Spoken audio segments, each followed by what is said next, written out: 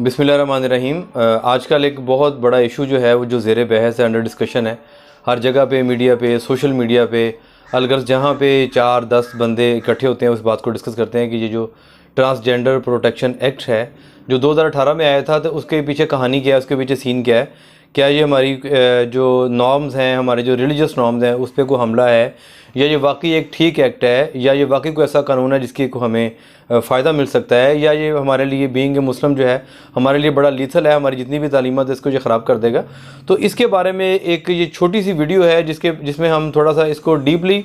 Discuss करेंगे। इसके जो सोसाइटी पे जो इम्पैक्ट है उसको भी हम डिस्कस करेंगे, और इसके अलावा हम ये भी देखेंगे कि इसकी जो लीगल पोजीशन है वो ये क्या है। ये जो ट्रांसजेंडर प्रोटेक्शन एक्ट है ये बेसिकली 2018 में आया था, और इसको थोड़ा सा मज़ीद मॉडिफाई किया है और इसमें कुछ चीज़ें कुछ शामिल की हैं, कुछ इसमें से उनको माइनस किया गया, और उसके बाद ये जो अपनी मौजूदा शक्ल में वो आपके सामने है। अच्छा, सबसे पहले इसको डिस्कस करने से पहले, ट्रांसजेंडर को डिस्कस करने से पहले हम थोड़ा सा इसकी हिस्ट्री में जाते हैं, थोड़ा सा इसकी तफसील में जाते हैं, जिसको हम इस तरह शुरू करेंगे कि एक दुनिया में कम्युनिटी है जिसका नाम है LGBT कम्युनिटी।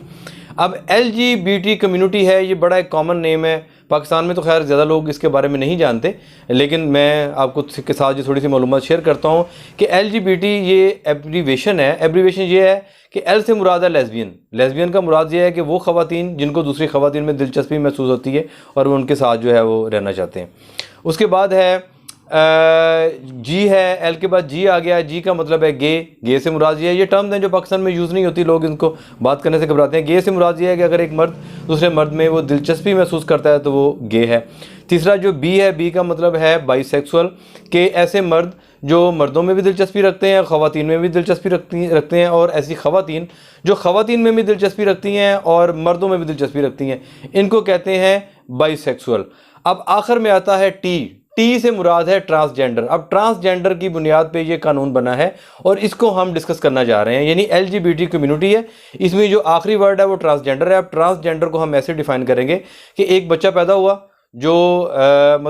जब पैदा हुआ है तो वो लड़का है, लेकिन और उसके जो सारे जो सिम्टम्स हैं, जो उसकी वज़ोकता है, जो उसका जेस्चर हैं वो मर्दों के हैं, वो लड़का है, लेकिन जब जैसे जैसे वो बड़ा होता जाता है उसको वो महसूस होता है कि मुझ में कुछ ऐसी खसूसियात हैं, ऐसी कोई क्वालिटीज़ हैं, कुछ ऐसी चीज़ें हैं जो मुझे लड़कों की तरह से महसूस नहीं होती, मैं लड़कियों के ज़्यादा करीब हूँ। या इसको आप रिवर्स कर लें कि एक लड़की है जो पैदा हुई है तो वो लड़की है, लेकिन जैसे जैसे वो बड़ी होती है उसकी जो आदत हैं वो लड़कियों की तरह नहीं है, वो लड़कों में रहना पसंद करती है, वो लड़कों वाले कपड़े पहनना पसंद करती है, तो उसकी जो आदतें हैं वो लड़कियों से यकसर मुख्तलिफ हैं, तो इसको हम कहते हैं ट्रांसजेंडर। अब ट्रांसजेंडर की डेफिनेशन ये हो गई कि जो बच्चा पैदा होता है तो जैसे वो लगता है, लेकिन with the passage of time वो वैसा नहीं रहता, वो थोड़ा सा चेंज हो जाता है। वो महसूस करता है कि मैं जिस हालत में पैदा हुआ हूँ मैं उसमें कंफर्टेबल नहीं हूँ, मेरी जो जिन्स है, मेरी जो सेक्स है वो कुछ और है, और मुझे उसके मुताबिक रहना चाहिए, मैं उसमें ज़्यादा कंफर्टेबल हूँ। तो ये जो LGBT कम्युनिटी है इसका जो आखिरी टी है वो ट्रांसजेंडर के बारे में है, और आज हम उसी के बारे में बात करते हैं। ये जो ट्रांसजेंडर प्रोटेक्शन एक्ट है, इसमें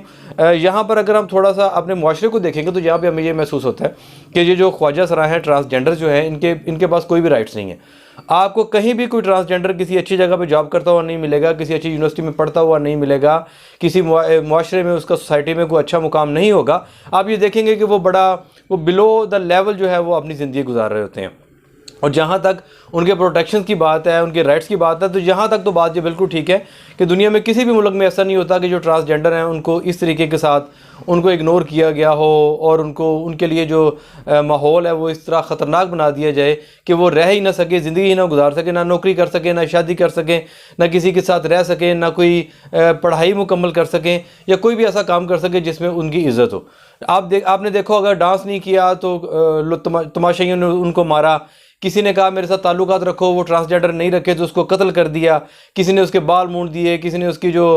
पलकें थी वो साफ़ कर दी, तशद्दुद किया, टॉर्चर किया, कपड़े फाड़ दिए, 100 तरह के मामला आप देखते हैं। ट्रांसजेंडर की डिस्कशन इसके अलावा आपको कहीं पे भी नहीं मिलेगी। जनाजा लोग बात करते हैं कि कभी हमने नहीं सुना कि ये ट्रांसजेंडर का जनाजा है। और दूसरी बात यह है कि कोई बच्चा अगर ट्रांसजेंडर पैदा होता है तो उसके बाद उनके जो माँ बाप हैं वो भी उसको डिसोन करते हैं। वो ट्रांसजेंडर जो रहते हैं वो अकेले रहते हैं, अलग रहते हैं, अपनी जैसी कैटेगरी के लोगों के साथ रहते हैं, उनको फैमिली एक्सेप्ट नहीं करती। तो ये तो वो प्रॉब्लम है जो ट्रांसजेंडर को मतलब सामना करना पड़ता है, जो उनको दरपेश है। अब उनकी प्रोटेक्शन के लिए, उनकी हिफाजत के लिए ये जो उनके राइट्स हैं उनको मिलने के लिए अगर कोई तगदो करती है हुकूमत, तो ये बहुत अच्छी बात है। यहाँ तक तो ये बात बहुत अच्छी है, और इनके हकूक़ जो हैं वो शरीयत में भी हैं, और मुआशरा भी इनको हकूक़ देना चाहता है। जो भी पढ़ी लिखी कम्युनिटीज़ हैं वो इनको पूरे तरीके के साथ इनको रिस्पेक्ट भी देती हैं। अब ये जो एक्ट है, जब तक बात थी उनकी प्रोटेक्शन की और राइट्स की, वहाँ तक तो बात ठीक थी। इसमें इसका एक पार्ट है जिसमें उसकी प्रोटेक्शन की बात है, जो दूसरा पार्ट है ना उसमें ये है कि ट्रांसजेंडर की डेफिनेशन की गई है कि ट्रांसजेंडर है क्या, इसको कैसे प्रोटेक्ट किया जाएगा। तो उन्होंने ये कहा है कि अगर कोई आदमी ये महसूस करता है कि मैं अगर मर्द हूँ, मतलब एक खलील साहब हैं, वो ये महसूस करते हैं कि मैं खलील हूँ, लेकिन मेरा दिल करता है, वो आइडेंटिफिकेशन वो खुद ही करता है, कोई मेडिकल बोर्ड नहीं करता, वो खुद ही करता है कि मैं खलील नहीं हूँ, मुझे शाइस्ता होना चाहिए था। किसी मेडिकल बोर्ड जो है वो कोरोबरेट नहीं करता उसकी स्टेटमेंट को, उसका जो फिजिक है वो इस बात को कोरोबरेट नहीं करती, तो खुद ही वो सेल्फ एज्यूमिंग करता है और कहता है जी कि मैं लड़की हूँ। तो वो नादरा वालों के पास जाता है और कहता है जी मुझे मेरा शाइस्ता का बना दें आईडी कार्ड, क्योंकि मैं खुद को शाइस्ता महसूस करता हूँ। अच्छा, अब दूसरी तरफ ये वो एक शाइस्ता है, वो है ही शाइस्ता, लेकिन वो लड़कों के साथ रहती है, वो पसंद करती है लड़कों के साथ उठना बैठना, तो उसको, लेकिन उसकी फ़िज़ीक में कोई ऐसी तब्दीली नहीं है कि जिसको मेडिकल बोर्ड जो है वो आइडेंटिफाई करे। वो जाएगी नादरा वालों के पास और वो कहेगी कि चूँकि मैं महसूस करती हूँ कि मैं शाइस्ता नहीं हूँ, मैं मोहम्मद खलील हूँ, तो मुझे जो मेरा आईडी कार्ड है वो मोहम्मद खलील के नाम से कर दिया जाए। तो नादरा जो है वो बाउंड है कि उसको वो डिक्लेयर कर दे कि वो ट्रांसजेंडर है, और उसका जो कुछ वो महसूस करता है उसको उस पर वो स्टैंप लगा के, उस पर सरकारी ठप्पा लगा के उसको वही डिक्लेयर कर दे जो वो महसूस कर रहा है। अब यहाँ पे है प्रॉब्लम, यहाँ पे प्रॉब्लम ये इस तरह क्रिएट हो सकती है, ये मुमकिन परेशानी है जिनका हमें सामना करना पड़ सकता है इस माशरे को। ये मतलब यहाँ पे जो हम जिनसी है उसको पसंद नहीं किया जाता, हमारे मज़हब के ख़िलाफ़ है, हमारी शरीयत के ख़िलाफ़ है, कानून के ख़िलाफ़ है, लेकिन दो ऐसे मर्द हैं जो हम जिनसी को पसंद करते हैं और एक दूसरे के साथ रहना चाहते हैं, लेकिन वो शादी नहीं कर सकते क्योंकि सेम सेक्स जो मैरिजेज़ हैं वो हमारे इस माशरे में अलाउड नहीं है। तो एक आदमी का नाम खलील है और दूसरे का नाम जमील है, तो जमील जो है वो आईडी कार्ड बनवा लेगा शाइस्ता का। तो जब आईडी कार्ड शाइस्ता का हो गया, सरकारी ठप्पा लग गया, तो वो कहेगा कि मैं ऐसे शादी कर सकता हूँ। दुनिया की कोई ताकत इस कानून के मुताबिक उसको नहीं रोक सकती। ये बड़ी प्रॉब्लम है। दो ख़वातीन हैं, वो एक दूसरे के साथ रहना चाहती हैं, तो दोनों ख़वातीन हैं, सेम सेक्स मैरिजेस नहीं हो सकती, इकट्ठी वो नहीं रह सकती। तो फिर वो क्या करेंगी, एक नादरा के पास जाएगी, वो कहेगी कि मैं मर्द महसूस करती हूँ, आप बाउंड हैं इस एक्ट की रूह से कि आप मुझे डिक्लेयर करें, आइडेंटिफाई करें और मुझे कोई ना कोई सरकारी जो है वो मुझे ठप्पा लगाएं। बताएं, वो लगा देंगे इस कानून की रोह से, तो फिर जाहिर है कि वो जो शाइस्ता है वो शाइस्ता नहीं रहेगी, वो जमील बन जाएगी और उसके साथ शादी करके हो रहा है। तो ये मुमकिन परेशानियाँ हैं, एप्रीहेंशंस हैं जो फ्यूचर में आ सकती हैं, क्योंकि इससे पहले लोग ढके छुपे ये काम करते हैं। ये जो हम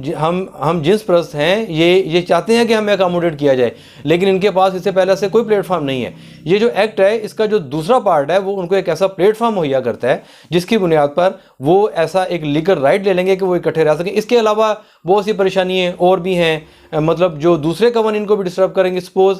अगर हम इसमें मैं एक एग्जांपल देता हूँ ताकि वीडियो ज़्यादा लेंथी ना हो, कि जैसे प्रॉपर्टी है, अगर कोई आदमी है उसकी डेथ हो गई और उसकी सिर्फ बेटियाँ हैं, तो उसकी जो प्रॉपर्टी की विरासत है वो बेटियों पे नहीं रुकेगी, कि यानी कि जो जितनी भी प्रॉपर्टी है वो उसकी बेटियों को जाएगी और उसके बाद उसका जो कुछ शेयर है वो बाकी रिश्तेदारों को जाएगा। हाँ, अलबत्ता अगर उसके सिर्फ बेटे हैं या बेटी और बेटा हैं तो ज़ाहिर उसकी प्रॉपर्टी उसकी बेटी में जाएगी और बाकी जो बच जाएगी वो उसके बेटे को जो उस तरीके के साथ उसका जो शेयर है वो डिवाइड हो जाएगा। लेकिन अगर इस एक आदमी की दो बेटियाँ हैं और उस आदमी की डेथ हो गई है तो उनको पता है कि ये जो प्रॉपर्टी है अब हमसे आगे फर्दर भी ट्रैवल करेगी, हम पे रुकेगी नहीं और लोगों को भी जाएगी, तो उनमें दो लड़कियों में से एक लड़का बन जाएगी कि मैं महसूस करती हूँ कि मैं ट्रांसजेंडर और मैं लड़का हूँ, तो मुझे डिक्लेयर किया जाए, तो ज़ाहिर प्रॉपर्टी वहीं पे रुक जाएगी। तो इस तरह की बहुत सी कन्फ्यूजन हैं जो आगे आगे बढ़ती जाएंगी, जिनको अगर एड्रेस अभी ना किया गया तो ये बाद में करना मुश्किल हो जाएगा। तो इसका हल ये है